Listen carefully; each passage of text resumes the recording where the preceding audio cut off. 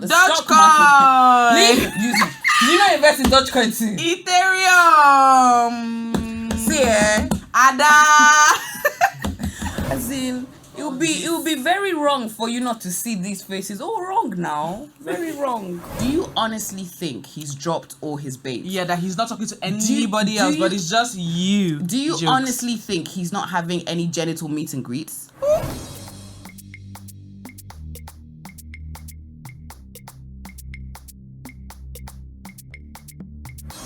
Bienvenue. Welcome to OffAir with Gbemi and Toolz. Every week a new language. Yes. Okay. Welcome to another episode. Now, you know what we're going to tell you. Before you even chill, before you take that handful of popcorn, you need to like and subscribe if you haven't done so, okay? Yes, you should. We got children to feed, man. Yes, I'm subscribed to our YouTube channel. Thank you so much. God bless you. My kids are going to school now. Well, one of them is going to school. I've said that by the end of... So you eventually go to school.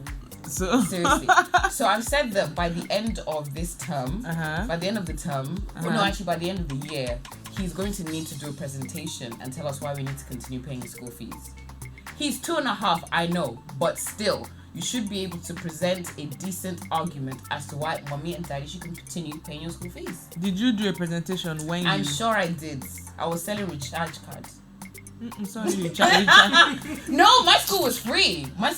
So yeah, know. Because you were in the UK, but so I didn't have to. So who asked you not to? If I failed, who asked you not to take your child to the UK? In fact, why are you even here, this foreigner? That's a different thing. Anyway, I'm trying to get oil block. Good luck with that. But welcome to OffAir with Gbemi and Toolz. Like she said, subscribe to our YouTube channel, like this video, and share with your friends. Post on your Instagram, and then also tag us and all that. Follow us on social media as well, Instagram and Twitter as well. All right. If you are honestly, truthfully, a member of OffAir gang, that's what you should be doing. Exactly. Let's start off with this 21-year-old guy who made the news all through last week. This guy was hailed as this 21-year-old guru, investment guru, who could give you 60% return on investment. First of all, if anybody tries to sell that sort of thing to you and you agree, you are a thief. Because really, where do you think that he's going to get 60%, even if he's selling cocaine? What is it? Like, really? Anyway, this guy has been picked up by the EFCC. He's owing over 2 billion naira. I heard, as I'm talking here, I'm feeling the heat from within, from my belly, because somebody said they know somebody who gave this fellow 200 million naira. Do you know what 200 million naira will do for Gbemi shoes or sablier? Some of that money is going to go to my, what's it called, surgery fund. Surgery one now. Surgery is not expensive. Are you talking about one of those bonanza surgeries that Dr. Anu does? Not those ones, but in abroad. You can afford that. That's a good bag. One of those buy one get one free, or bring your friend bonanza surgery. Not those bonanza ones. See, so there's this book called. Is it called? Somebody recommended it to me. I didn't come here by chance or something, and it's about this guy that do you know the book? Yes. It's about this guy that turns out to be a fraudster. He was in the village and everything, and he ended up being a fraudster. Now, what they did and how they caught people is they caught greedy people. Yeah. Even the people, they're the romance scams where people are, looking for love and everything. Do you think people should be arrested if they get caught up? Like, if they fall for a romance scam, do you think the person who was doing the romance scam should be arrested? I mean, I like that I loved you. Why should I have to go to jail? But you're obtaining money from somebody through false, Yeah, whatever. But you were dumb enough to believe that the person, this stranger on the other side of the continent, loved you. Wait, if I'm going to be honest, I don't really feel sympathy for people that are part of romance scams. See, the romance scam is also what happens in 90 days. 90 days? 90 days fiancé. Yes, that's a scam as well. They're scamming each other. No, but this is the thing. Yeah. I feel sympathy, but I also don't think that the person needs to go to jail. It's 2021. They didn't steal it. They just said, hey, you're cute. And then you guys start talking, and then the person goes, my grandma died, and then you're like, oh, and then we have to bury the person, and then the person sends you $50, then $100, then $200, then $250. So that you didn't steal it.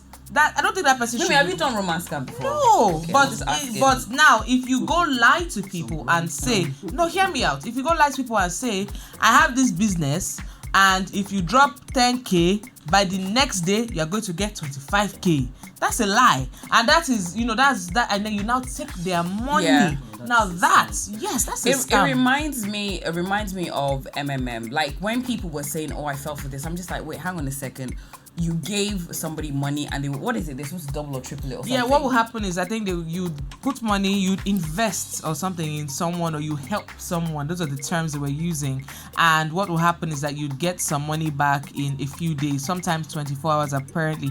And I think the reason why people fell for it was because they would actually give you that money. Yeah. So some people were wise enough to stay away after that first turnover. Some people were like, I dropped 10K and you gave me 15K in 3 days. Wow, what if I give you my whole salary? Yeah. How much do you give me? And then that's when they were giving them gbasgbos. So it's a pyramid scheme. It's basically like MMM is a pyramid scheme. Basically, they need to collect money from other people to pay you off. So it gets to a point where they have collected money from so many people and they're unable to keep up with the payments. So I actually I didn't know. I mean, I had an excuse. I was very, very young. I was like, I don't know. I think I was like a teenager or something. And I had, so my parents had given me some money when I was, in the abroad, and I'd put it in my savings. So my dad's like, okay, this is your, money for like the term, whatever. So I put it in my savings and everything.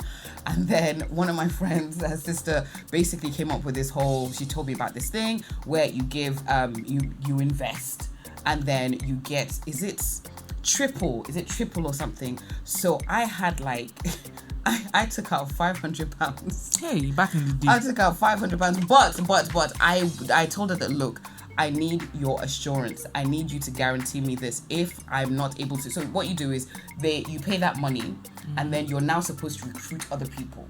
So it's those other people that you recruit other people, and then they put their £500 as well. So it's when they put their £500, that's when you get paid.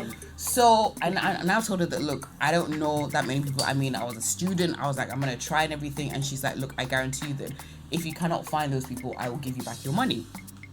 Fantastic. So that's how I did it, gave her £500 and everything. And then the next thing, I didn't have my friends were like, what? £500? Where am I supposed to get it from? So that's how I just went back to her crying, like, I don't have it, I ain't got it. Did she give you your money back? Yes, she did. Okay, yes, that's nice. If like it would have been like horrible. What I want to call out another one, but I just don't want to mention their name because they're still existing and they still send emails once in a while. It has to do with gold, and what they claimed was that even if you don't make your money back, they'll give you your money in the equivalent, in the gold equivalence. Gold is wait, as the price hasn't it gone down or something?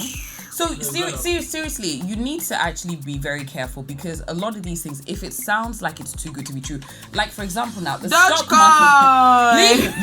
You not invest in Dogecoin too? Ethereum. See, Ada. I was like, they were saying buy Dogecoin. I was like, fine. And the crazy thing is, so this was around the time that Elon Musk was supposed to go on Saturday Night Live, and then everybody's like, oh my gosh, he's gonna talk about this. It's gonna go up.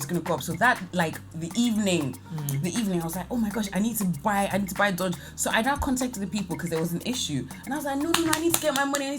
So I literally was gonna put quite a bit in it, and then something just said, calm down. So I did it. Then the next day, it started crashing. I said, Elon Musk. And it was going down. I said, as it was going down, they kept saying, buy the dip. With which money?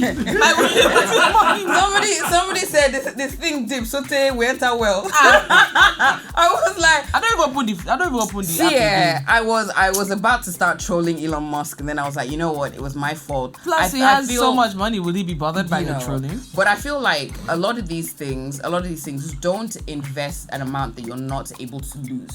That is it. So there's some people that once if the money can lose is zero. And whether you have no business, then don't. Like if you're going to borrow money from people, these things, it's if somebody is saying to you, give me 20K, I'm going to give you 6. Why? How does it even work? Unless it doesn't even make sense. Like the stock markets now, you can see that, okay, this company has grown in value or something. So there is some kind of science behind it. But everything else, and I feel that people that fall for that thing obviously, they need the money, but then I think at the same time, it's a lot of greed. I just want to use this opportunity to plug my business, Gbemi Shoes. We've been in business for about 6 years now. You're back? We've been doing well. Yeah, we just did a photo shoot today. It's a legit business. Please don't give money to all these girls and boys that don't know what they're doing. It's a real legit business. I'm helping people. Look at, there's some women that wear up to size 46. They don't find their shoe in the market. I'm providing that for them. And as soon as my own business started, all these copycat businesses popped up. But it's okay. There's women. There's so many people, so many customers. I don't problem. 5, 4. All I'm saying is, please 2, holla at me. 1. I'm a Thank legit you very business. much. I'm a legit business. Thank you very much. So please don't give money to people that will not give you your money back. Like, this is not a passion project. This is an actual business. This is not one of those businesses that all these celebrities will just do on the side. OffAir with Gbemi and Toolz. Yeah, I'm just saying. It's not off air with Gbemi Shoes. I'm just paying in my heart. No, wait, you guys. No, jokes apart. I'm just paying in my heart that legit businesses are out here struggling, looking for investors, and then you go invest and give this money to this 21-year-old guy who claims to have 10 years experience. So what, he was doing this from 11? Are you okay? Were you under a spell? What I want to understand is how he was. I mean, the person that you said they gave him 200 million. Like, what? It's not me. Somebody said they know somebody. Okay, so how did he speech it to them to get that? I don't. Anyways, so really and truly, if something sounds too good to be true, if somebody is offering you okay, fine, you give me 10, 20k and I'll give you like 60. If there's no actual science behind it, it's probably bullshit. So be careful. Very be careful. I know, like, a lot of people right now, the country is very difficult. Everybody knows that, and it would help. But at the same time, can you afford to lose that amount of money? If you can't afford to lose it, then just All right.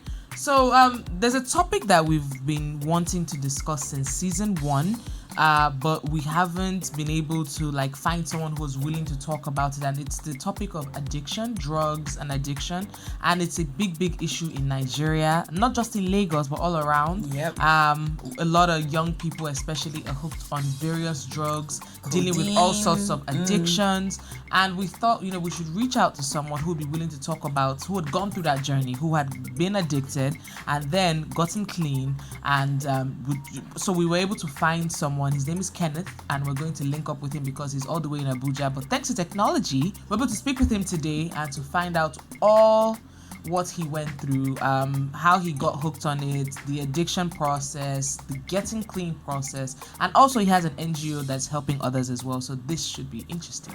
Welcome, Kenneth, to Off Air with Gbemi and Toolz, and we're very, very happy that you have decided to speak with us on this very sensitive matter, and we do believe that this conversation will definitely help a lot of people get help. So if you can tell us where it started and what drug in particular. Thank you for this opportunity, because we're always looking for more platforms to raise awareness and for opportunities for sensitization on this sensitive matter. Concerning drugs, I think the first time I ever got involved in drugs would have been in high school. I was in my SS1 in Nigeria.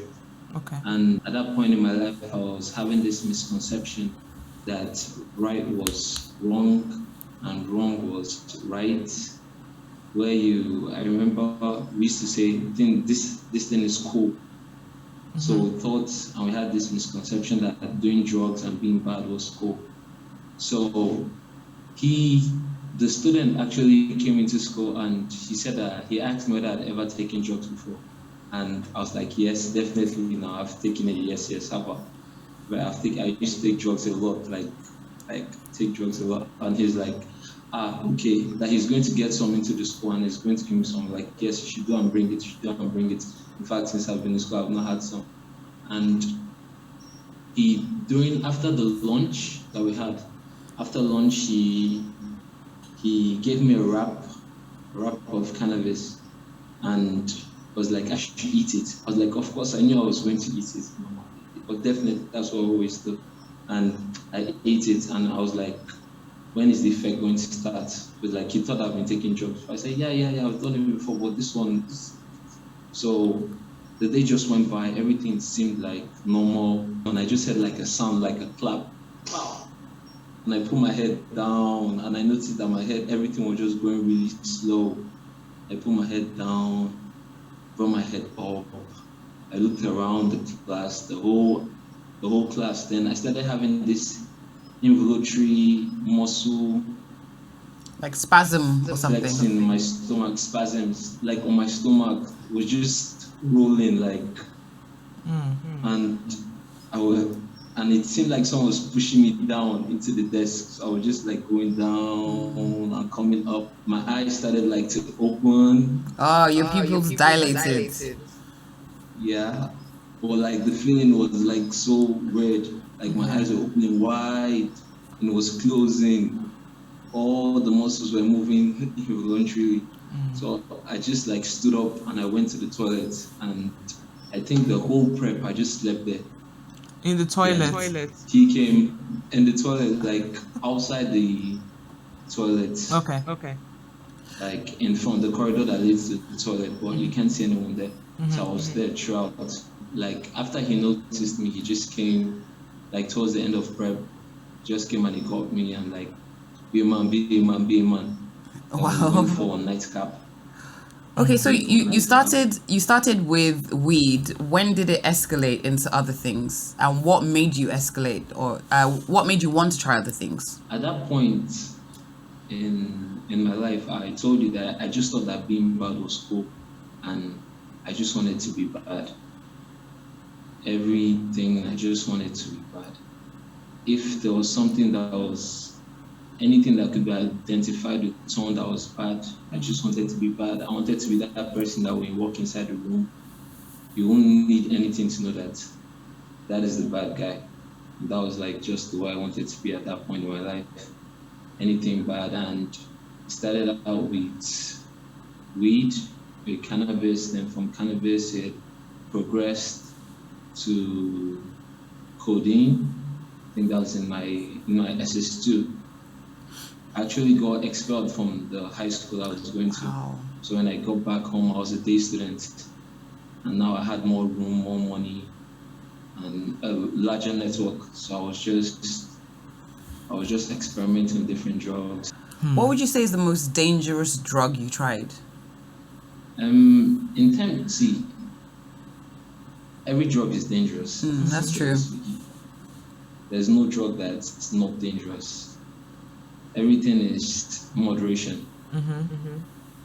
There are some people that have taken cannabis and have gone crazy because I took a course at Harvard, and our brains are wired differently. Like there's a study that lets us understand the neurology of the brain, that there's some pre-existing genetic factors that can be transferred from generation to generation, so that when someone that has a family where their genes, they are more susceptible to a particular drug, that two people might try one drug and they won't get addicted.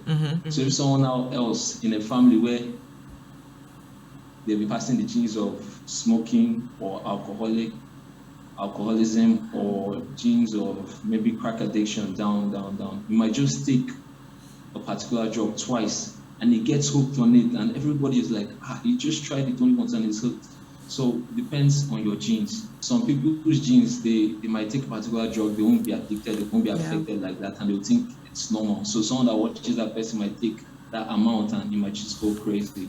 How long were you addicted, and at what point did you feel like, okay, this is a problem? I used drugs from, I went to like 3 secondary schools. Okay. Were you expelled from each of those schools? No, I was expelled from one. I left one, then I was expelled from one, then I graduated in another one. Okay. Then I went to like 3 more universities. Wow. I was having like issues with the drugs. So I could not really like focus at that point in life. So on my 3rd university, one of my friends, their dad passed away and they became like billionaires. So I used to sing at that point, and I was like very talented. So he told me that let's forget about school, just go home, you sing, you take care of the music and everything. So I was like, at that point, that's where everything just went sideways. The drugs increased, the partying, everything just switched, and at a point, and I was like really young. I think that at that point I was like 21 or 20, and I had been like doing drugs since like for like 3 years prior to that point. So at that point,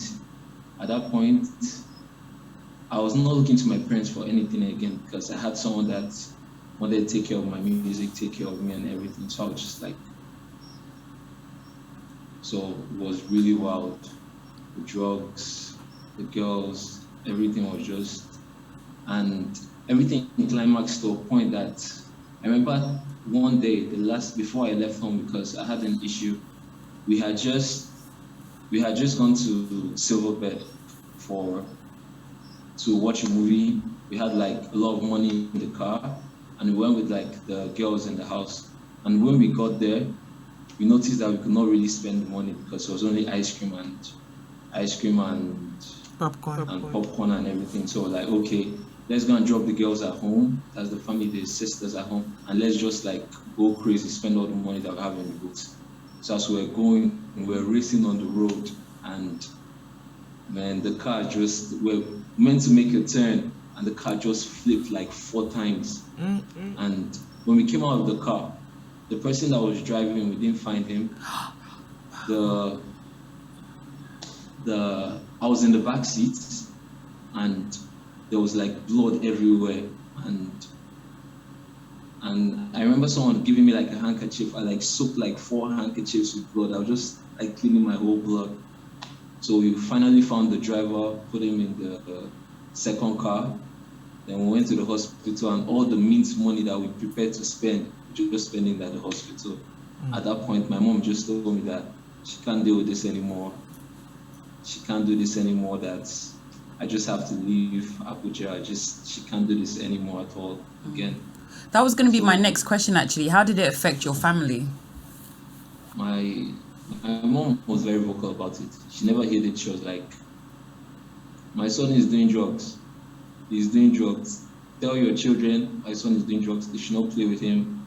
They should know this thing. It got to that point that my mom was like, she can't do this. I need to leave Abuja. She can't stay with someone else. And I was sent to go stay with my auntie in Benin. Okay. That's where things started changing. For the better or for worse? No, for better. Okay. Because when I got to Benin, my auntie, I had met her when I was younger, but that was it. She never like met me one day and said, "You're doing drugs, you're a bad boy, stop." Blah, blah. All she just told me is that in this house, we go to church on Wednesdays, we go to church on Fridays, we go to church on Sundays. And that was all she ever told me. And I was like, okay. And we started, I was just there. I was there for like 3 months, going to our church, meeting up, just going to the church. And I noticed that those 3 months I was away, the people from my record label were not calling me again. What's going on? My friends that I used to chill with were like, life of the party. Nobody was calling. And I was just like reasoning, like, is it that if I'm not around, these people won't even notice? Then started going to church, taking it seriously, and when I just had that, I just started cutting down. So would you say that in terms of the drug scene in Nigeria, do you think it's better now or it's worse now? Objectively speaking, the prices of the drugs keep going up. Because I remember that year when I was into codeine. I never liked alcohol, so when I was into codeine, it was like codeine's for 180, between 118 naira to like 400 naira. But now with the ban on codeine, it would have gone up to like 5,000 naira, and more people are getting joblessness, other factors, vulnerable groups, terrorism, with the depression that came from the lockdown. When we look at other factors, we understand that people are looking for an escape. People are looking for an escape. People have issues that they're dealing with. And these days, people are turning to drugs. People are turning to drugs. I think that with the state of the nation that's actually increased, just actually increase. So it was a personal decision to stop. Basically, did you at any point attend any rehab program or reach out to any bodies to help with like a step-by-step program to get clean totally, or it was just a personal decision on your own? My parents always threatened me with rehab, but they never took me to rehab. They just sent me away like, just go and stay with your auntie with me. Think about yourself. We went to two universities already. You still want to go to just. And I think that was the opportunity that I had to just counsel myself. Part of the process of living this drug, that's the point of that's the point of separation. Okay. At least from the peer pressure, and that's the point of sober reflection, self-re-evaluation. So I was going to also ask, what are the telltale signs to recognize if someone is on some sort of drugs? Do you have any pointers at all for those who might be suspecting that their loved ones are? First of all, if a teenager starts doing drugs, he has a conscience. So if that teenager was always talking to you when he comes back from school, spend time with you, when he has started doing the drugs, he has a conscience. He'll be feeling bad. So he won't be spending that much time with you again.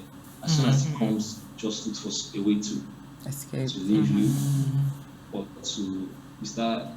So withdrawal, basically. Like fully addicted. Yeah, withdrawal, basically. Okay. If you see someone holding paraphernalia, drug paraphernalia, lighter, Whistler, matches, people that will usually be very casual now, they want to wear hoodies, they want to wear glasses, they want to have icing on them, can suspect. Yeah, of course. If the person is in possession of any drug, he's definitely doing drugs. What about your friends? What about your friends that you were, sort of hanging out with, the friends that had like a lot of money? Do you keep in contact with them? Have you tried to help them like clean up their acts? Some have cleaned up their acts actually, because at this point it seems a lot of people actually matured. Some have started families, and I do keep reaching out because right now everybody sees my organizations, the programs we're doing, and people actually reach out to me in the neighborhood. People reach out to me, and I do keep reaching out. I post things anytime I see stories or things that might motivate them, not in a forceful way, understanding the psychology of different people, knowing them, understanding their philosophies in life too. I send messages to them, and the way that they react, I know that some are work in progress, some are done, some are off, some are work in progress, and there are some that actually had an agreement with that. So I'm stopping this. You have to stop too because we roll together. So let's make a decision for our future together. So yeah, can you tell us about your NGO, your organization, how it started and what you do? The name of my organization is the New Thing International Foundation. Okay. So 7 years ago, when I finally graduated, hallelujah. So I was like reasoning, what will I want to do? Because I have like uncles that are in government, and they're like, come and work here. I was like, well, I would say like it was the fear of God, because I finally studied in Ghana. So when I was there, I got so much involved in church activities, and I was doing gospel music and all these things. So I was like, when I was coming back to Nigeria, I was remembering all I've gone through, the pressures and everything, and getting a job that pays too well and everything might just put me in a position that someone might get tempted. And I was like, God, I like the way our relationship has been. Well, you have to help me now that I'm coming back home, because I don't want to find myself in that type of situation again. And it was like a time of prayer and everything, and I heard a voice talking to me like I should just start talking to people, reaching out to them. I didn't know that there was plans for it in the government. I didn't know that NGOs I didn't even reason about NGOs or anything. It was just like a passion project. That's what my mom was calling it. So like your passion project, and we started reaching out. I went back to the schools that I went to. That was where I started from. At this point, we've gone to like 3 geopolitical zones, 4 geopolitical zones.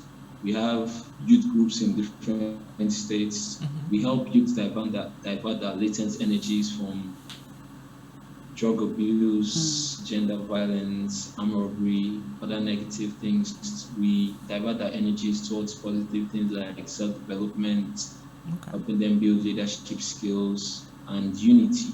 That's more of what this country needs. Right now, we have projects with the NDLA. We have a partnership with the Office of the First Lady. We are working on programs. We do a lot, and I just thank God for the team members that I have that work with me. It's been an amazing journey. The best thing is just seeing the smiles on people's face when you can help them, because of the way our society is. A lot of people can't come out and say, my son is doing drugs. A lot of people can't come out and say, I need help. So when they see someone that is like out there doing these things and they find that contact, they just reach out. Can you help my son? Well, how can people contact you then? We're on Instagram. We're on Facebook. What's the handle on Instagram? Okay, at ANT_worldwide and a new foundation at a new foundation _ All right. Well, we could. I mean, I think both of us probably have maybe 100,000 more questions. But we know you're very busy. We'd like to say thank you so much for giving us your time today. Very, very much appreciated. Well done on everything. Your journey, obviously, it took a lot to get where you are now. I'm sure this has made things. Yeah, I'm sure this has made things much better for you. It's definitely, it sounds like it's definitely improved your relationship with your parents as well.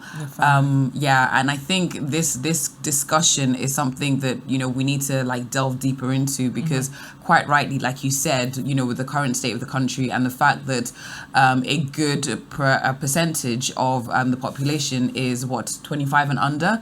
And, for a lot of people, the prospects aren't really great. And they can easily fall into depression, and then, like you said, they look for an escape, and then this happens. So well done on everything that you're doing. Best of luck. We hope to see more of you. We hope to hear more of you and stuff. You an inspiration. A quick one though. What would you say? A last word. What would you say to people who are struggling out there right now? What word of encouragement would you say to them? There's always a way out, and drug abuse is not a death sentence. There's actually a cure. It's actually treatable. And I made it. If I could make it, you can make it. Thank you. Thank you, Kenneth. Thank you once again. That was interesting. Yes, it was. I feel that what happened to him, getting into drugs because of peer pressure, I think that happens to a lot of people. I did not realize, I'm in the entertainment industry, but I did not realize how crazy the drug scene here is. The fact that Molly, everything is readily available. I thought because I was in the entertainment industry in the UK, and parties were mad. There were certain parties that organizations used to put together, and they had a budget for drugs. Wow. And I remember I went to a party with a friend, and it was somewhere in South London, and I get there. Big up my South London massive.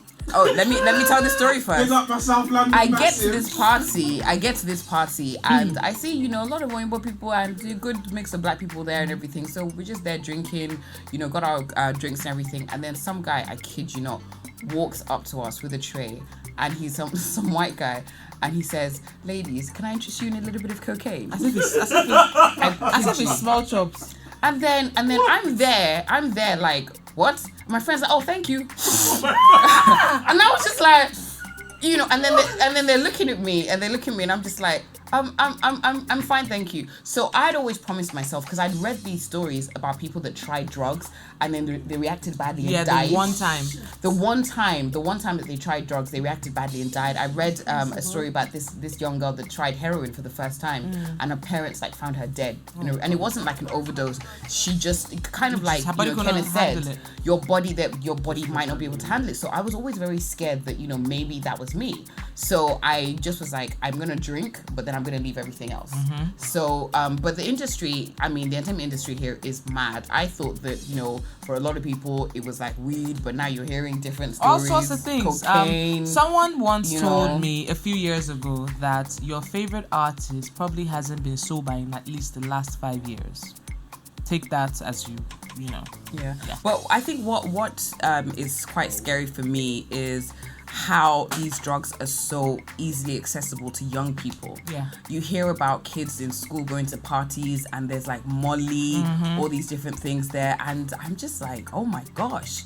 Because, I mean, other countries, this is obviously from me watching, what's it called now? Narcos. Yeah, this is from me watching Narcos.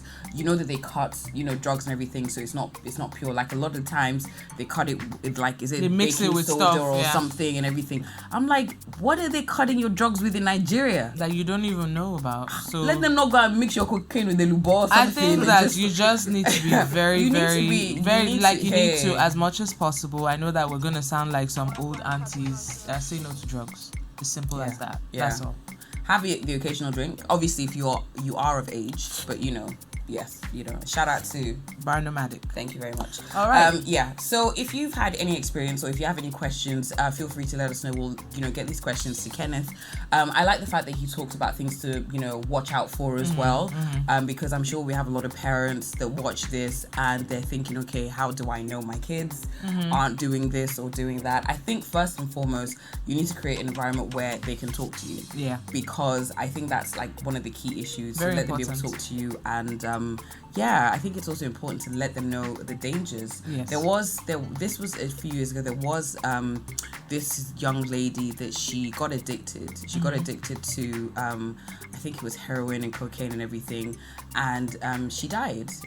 And her parents actually found her in a room. And she was like curled in a ball. She had like the rubber band, was it again like around her arm or her leg or something, and they actually wanted it to be shown. They wanted it to be shown because they were like, look, people have to see this. And I used to work in Camden. Everybody knows I worked at MTV.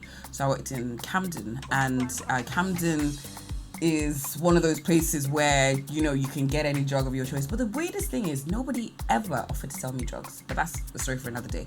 Anyways, so I remember going to work one morning and it was probably about like 8:45. And I saw this young girl sitting outside. She was in her coat and everything. She was sitting on the steps of somebody's house. And she was just like this. And I saw like a needle and I saw everything. And oh my God. I just was like, this is somebody's child. Obviously, it's not like she just woke up in the morning. She probably has been wandering around and everything. And I was so sad. And I was thinking, should I approach her? Should I ask if she's okay? Do I need to call like an ambulance? And she was quite aggressive. So I was just thinking, I don't want to get stabbed with that needle. So, but it's scary. And honestly, we need to talk about it a bit more. We need to understand why, a lot of young people are doing drugs. One thing that happens here is, the powers that be, they see that, okay, people are doing a lot of this and they don't try to understand why. The next thing is just ban codeine. And I'm just thinking, if somebody is bent on getting high, they will find something else. I've heard that, some people even get high with gutter water. I've heard all sorts of things. Just different things. There's all sorts of things that people are going to get high with, some household products and stuff. But if you're dealing with stuff like this, our hearts go out to you. Please try to get help. Yeah. Kenneth has this organization. So please reach out to them if you need help. They're not going to judge you or anything. Yeah.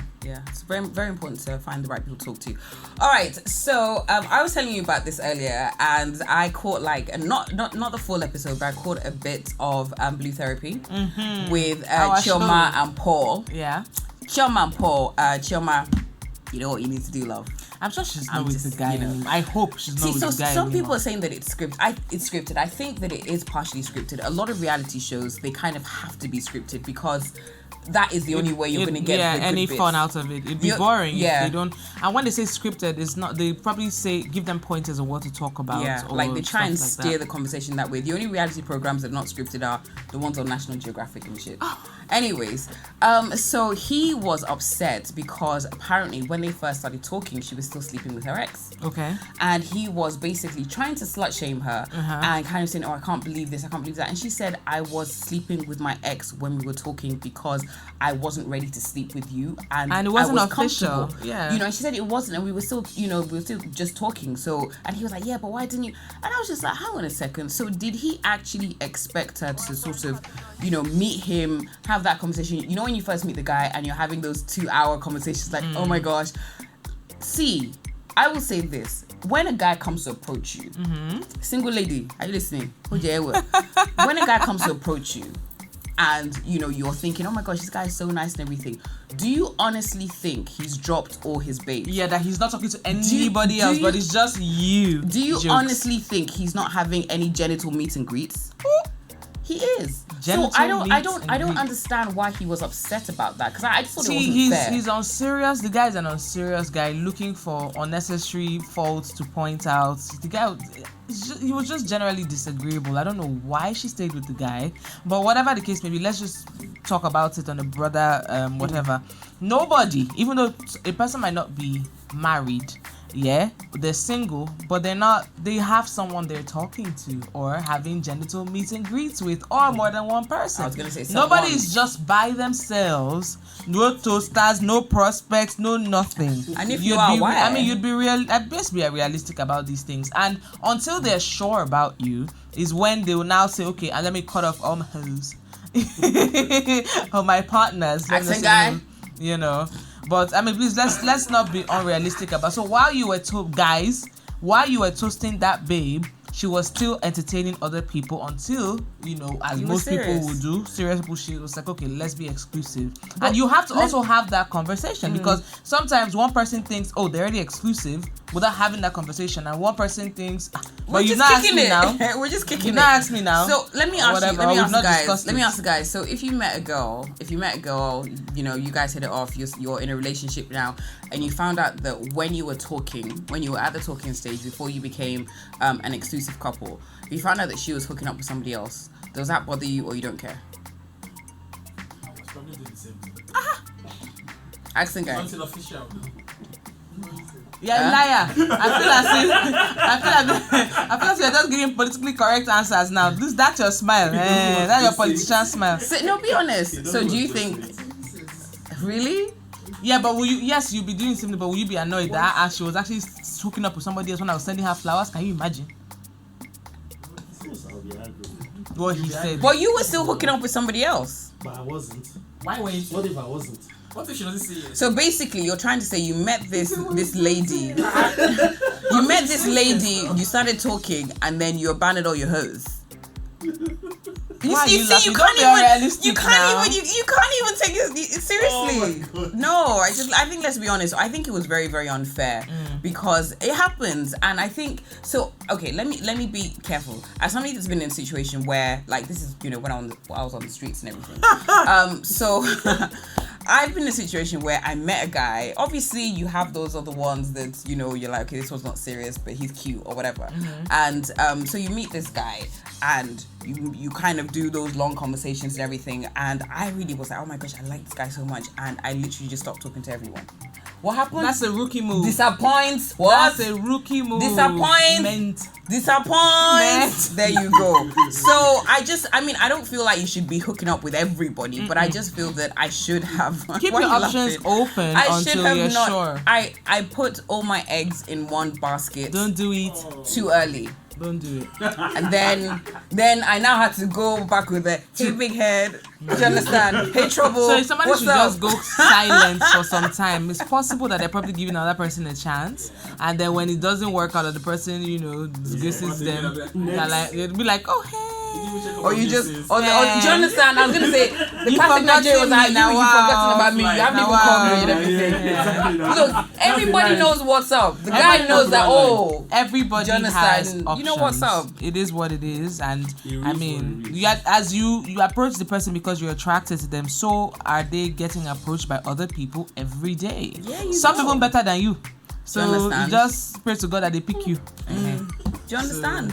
It's true. It's the harsh truth. Sorry. I don't even think it's harsh. It's just, I think it's just, being honest. Yeah. I think it's just really being honest. So, as much as Paul was annoyed about that, there's no way when he first approached her, the way he thinks he's all that, there's no way that he wasn't being motivational speaker to like about 2 or 3 other, let me uplift your brand, all that shit.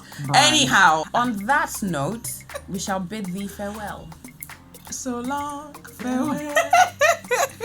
We hope that you have been thoroughly enlightened and entertained during this episode. and informed. Yes.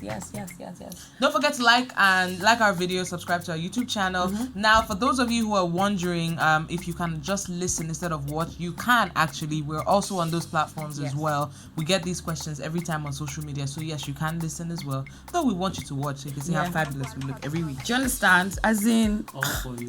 all this for you. as in, it will be very wrong for you not to see these faces. Oh, wrong now. Very wrong. Bye, guys. Have a great week. Mwah.